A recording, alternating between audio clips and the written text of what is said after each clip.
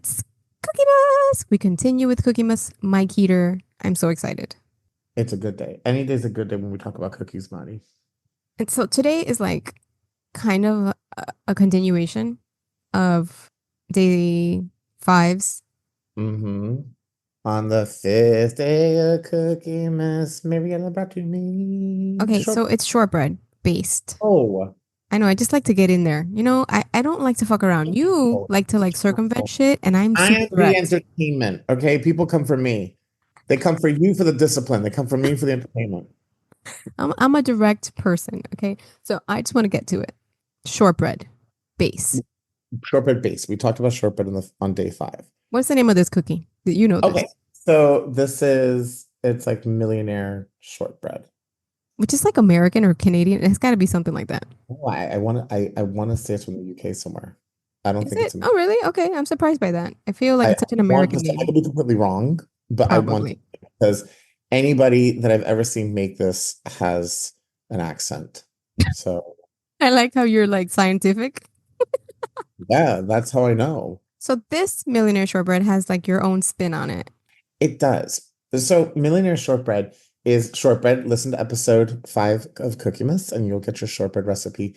And basically what it essentially is, it's shortbread and then there's caramel and then there's a chocolate ganache on top and some flaky salt on top of that. Oh, that sounds really good. I didn't make that part. I didn't do it. I'm gonna be honest again.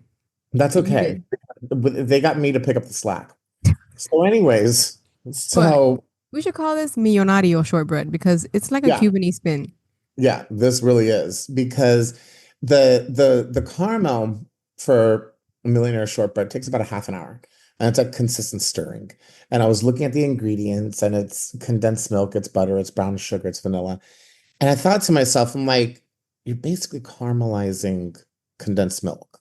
And I'm like, okay, we're gonna cubify this. Do it. And so what I did is I made my shortbread and I took 2 cans of condensed milk and I put it in my pressure cooker. You fill the water just above the cans, put it in your pressure cooker, let it pressure cook for 45 minutes, Hmm. and then go ahead and release the steam. So I use my Instapot on the pressure cooker mode on high for 45 minutes and release the steam.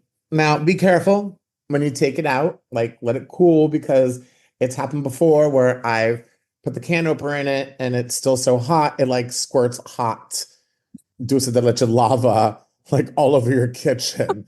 I thought you liked So, that kind of thing. not all over my kitchen. So, So so wait, how I long do you wait? Because I've never done this either. I would, you know what I do is I just put the cans under like some cold water and I just give it like 10 minutes and it should Okay. be fine. And so what's going to happen is you're going to open it up. And when you open up that can of condensed milk, you're going to have this dark golden, almost like, yeah, like a dark, dark golden color. Like Dulce de amber. leche. Yeah, like an amber.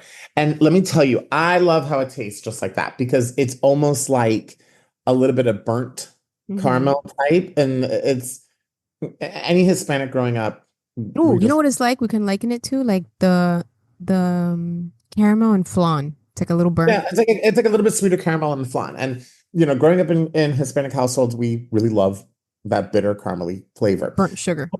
Right, that's exactly what it is. So what I did is I took it and I took both cans, opened them up, and I actually did put them in a bowl, and I just took a whisk and I just whisked it a little bit because I just wanted to make it a smoother consistency. Hmm.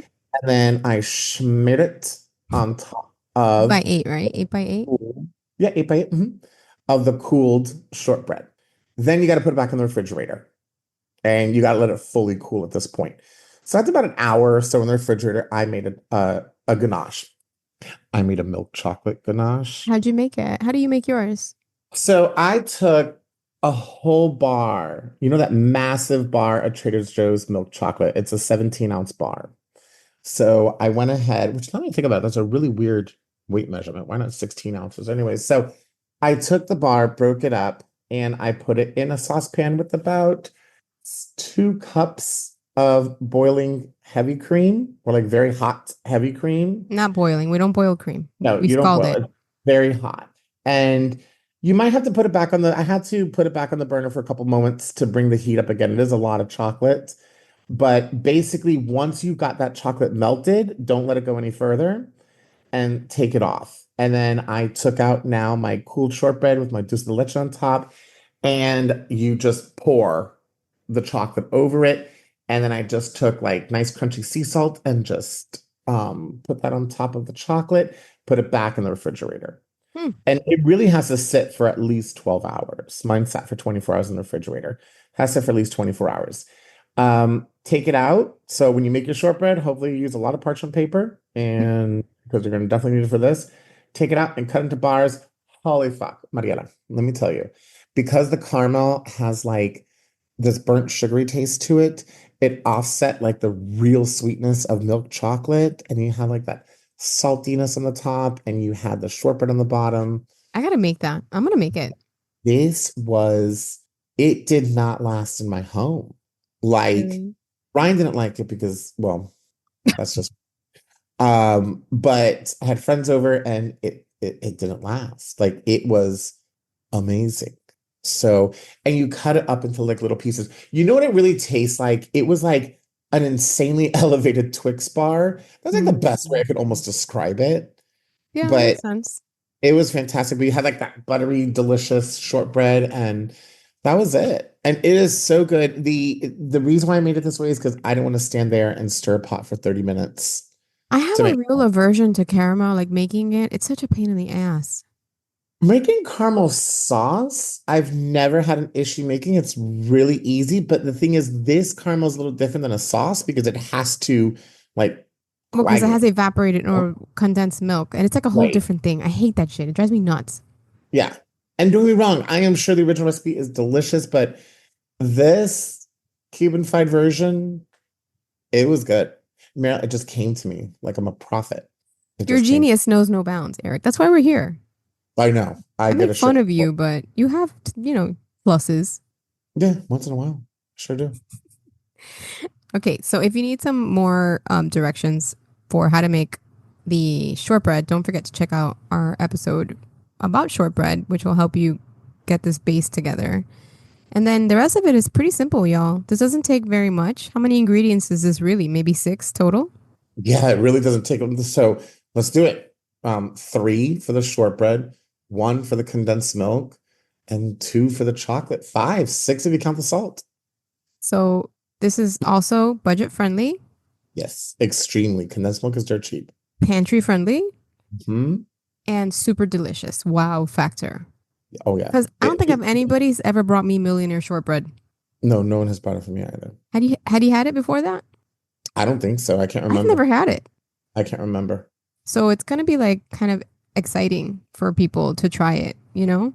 Yeah, So it's if gonna you be only good. bring one thing, you bring this. You don't need to give them a huge chunk because I'm sure it's very sweet. You literally chop it into small pieces, like small little bars, because you don't want to serve a big bar because it's Sweet. overpoweringly sweet. Hmm. All right, so that is another cookie down.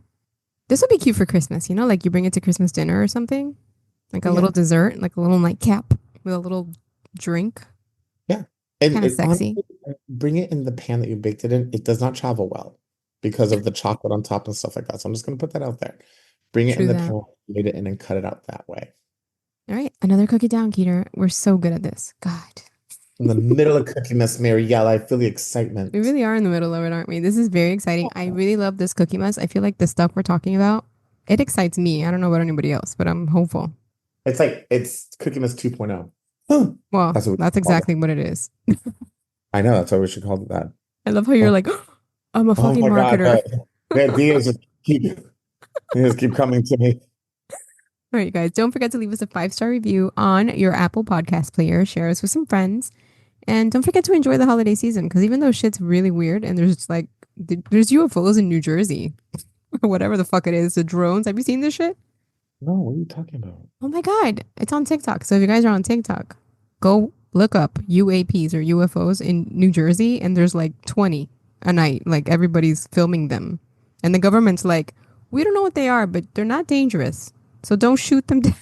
You don't know about this? No, but you know what? I welcome the aliens listening to Food FAQ and making I'm millionaire like, I shortbread. don't know if it's aliens. I'm skeptical. But anyway, enjoy your holidays, no matter who's watching. And we love you. And we'll be back for another cookie. Bye. Bye.